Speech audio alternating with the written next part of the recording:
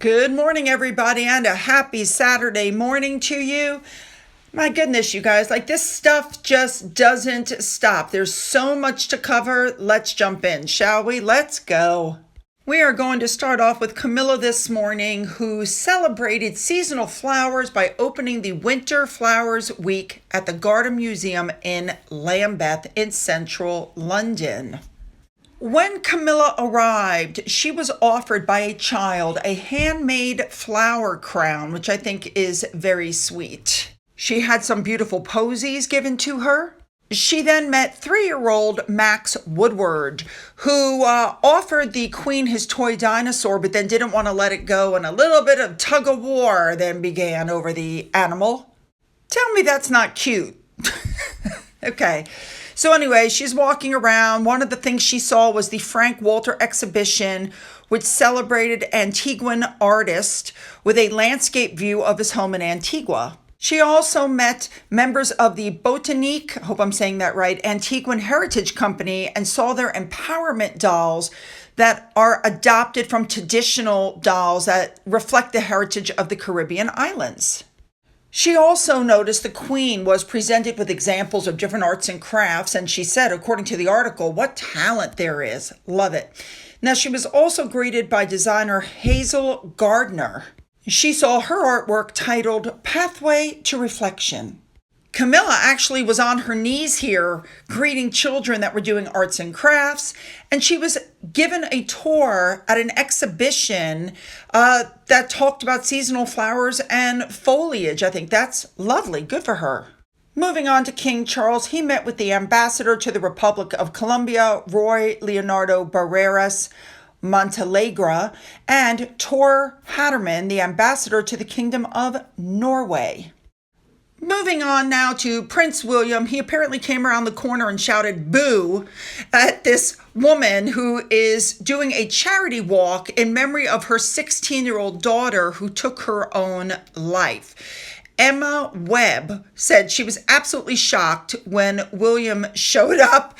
Her daughter Brody, who apparently was quite a promising equestrian, passed away at age 16 in March of 2020. Now, she's pulling a life-sized statue of a horse behind her. That's got to be heavy. And he apparently helped pull the horse during the 20 minutes that he was there. I think that's wonderful. The mother so far has raised £30,000. There's a charity site called Do It for Brody. Other than some problems, according to the mother, that she was having with some friends in school, there was absolutely no warning signs whatsoever. So she's channeling to, make a difference for other people. I just think that's lovely. All right, moving on.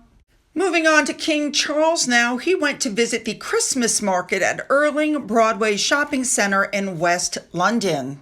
Charles looked like he was in an extremely festive and happy mood when he arrived. As usual, he's always got a smile on his face. As you can see, he was absolutely swamped with people. Everybody, I wish I could put the sound up for you. Charles, over here, King Charles. He met local business owners and he spoke to recipients of the King's Award for Voluntary Service. Now, his visit, by the way, was not announced in advance, but word got around, and one of the first people he ran into was Santa Claus, or Father Christmas as they call them. And Santa said, he asked the king if he was at Sandringham this year. He said he was. And I asked him if he had room for a sleigh, and he said he did. And he said, I told him he was at the top of the good list.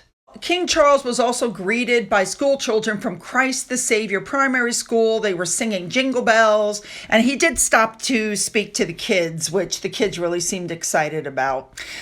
Very nice. I do have to say I agree with this Twitter user. The king of 14 realms can walk around a packed market surrounded by the public, but his son is crying in court about how special he is.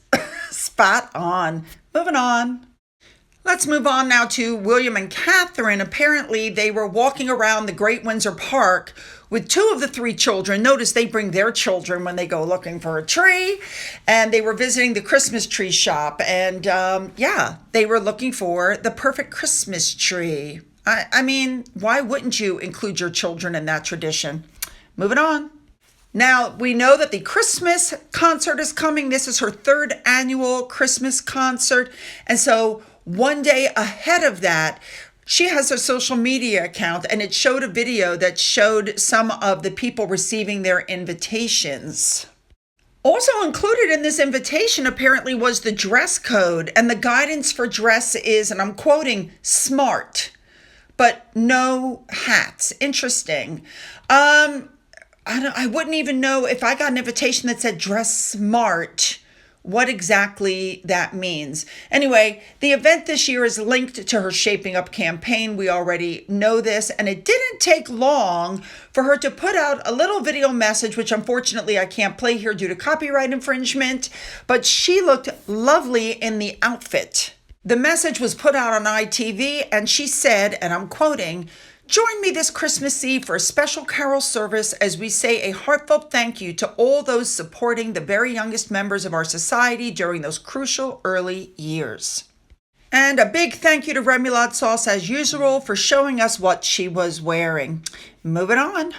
Before we move on, I have to bring this up. I saw this on Twitter. Don't forget that Omid said that Catherine is afraid to do anything except show up and smile at her engagement. She was a Stepford-like wife.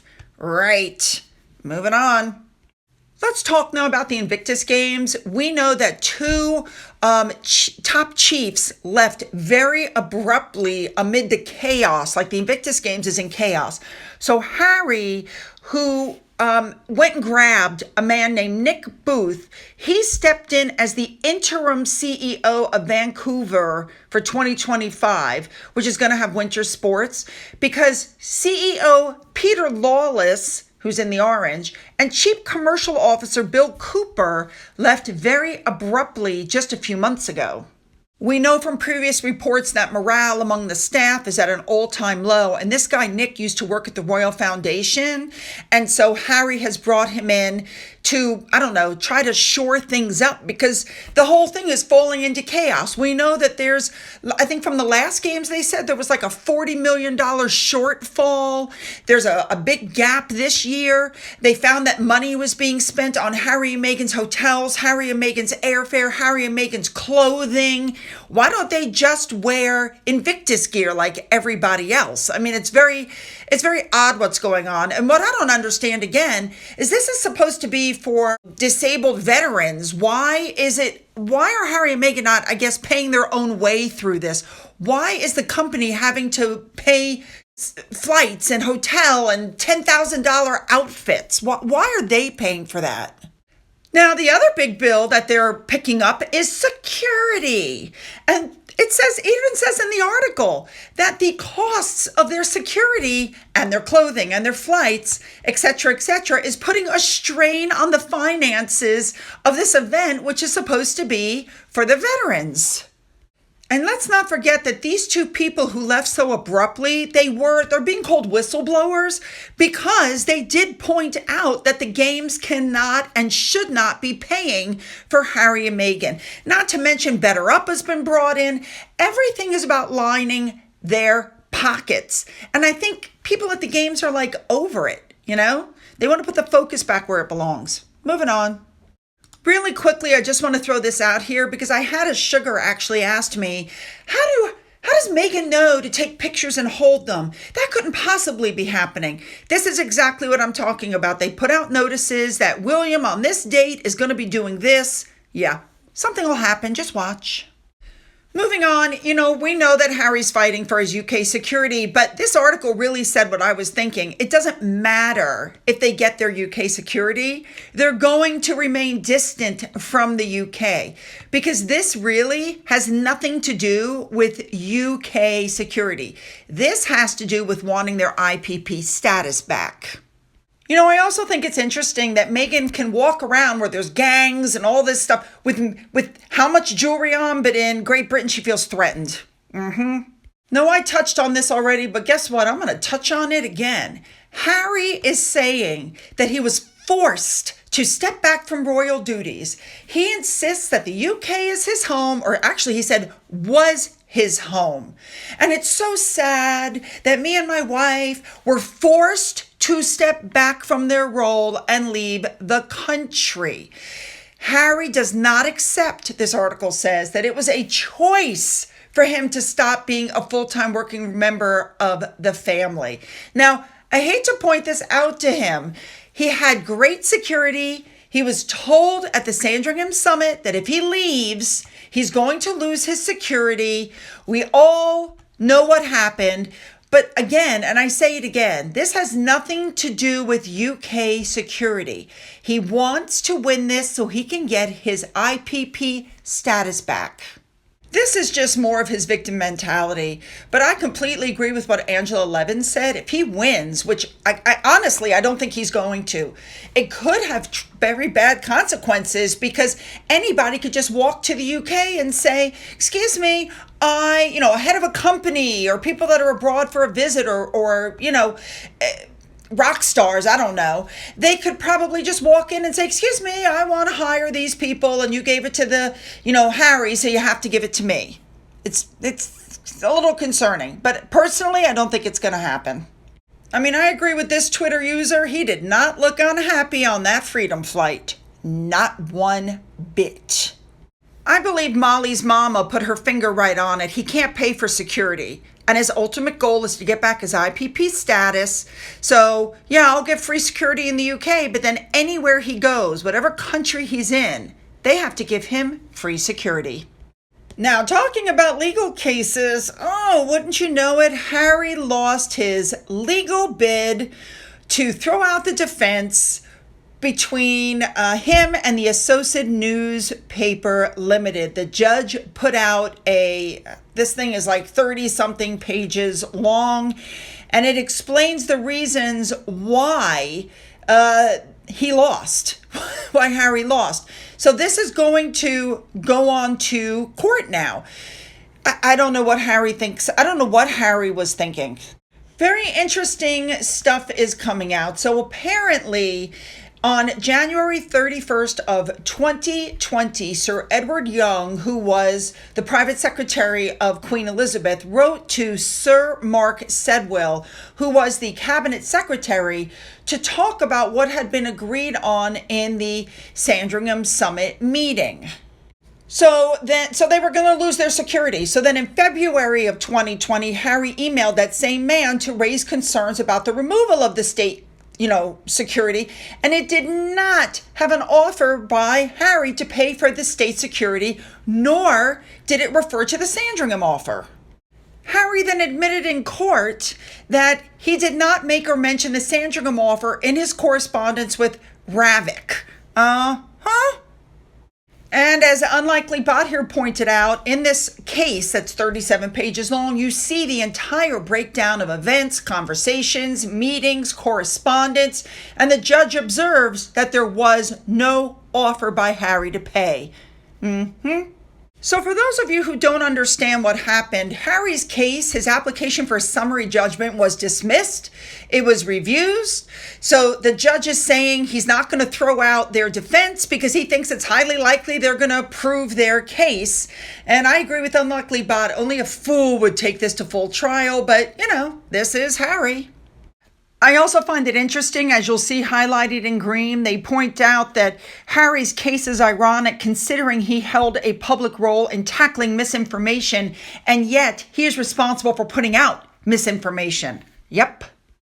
I also agree. I can't wait to see what A&L hits Harry up with court costs. I think Harry may be thinking twice about all these lawsuits. All right, I just want to touch on this. They're saying that Meghan could be dropped by WME, which is the name of her Hollywood talent agency, over what has happened with Omid Scobie's book, because quite frankly, nobody wants to touch her with a 10-foot pole. So here's my point. She's paying them an unbelievable amount of money to fix her reputation, which is completely tarnished, but she could damage the reputation of the agency with everything going on. And I'm sure there are markers that have to be met. They have to be able to do a certain amount of something for her, and I don't think they can. So I think they may step up and say, listen, we've done everything we can. We're not going to continue to take your money. You're going to have to find another agency. I don't know who in the heck would take them on. Moving on. And finally, apparently it's come out that Harry and Meghan's popularity is spiraling down because of Omid Scobie's book because people just don't care anymore. They really don't. In this heat or eat environment, nobody cares. This book has been barely mentioned on any major networks. Its sales are horrible, and it's ruined Harry and Meghan's reputation. What did I tell you guys? Karma. It's a thing. Now, don't forget that tomorrow I'm putting up the next leg of our journey through Europe.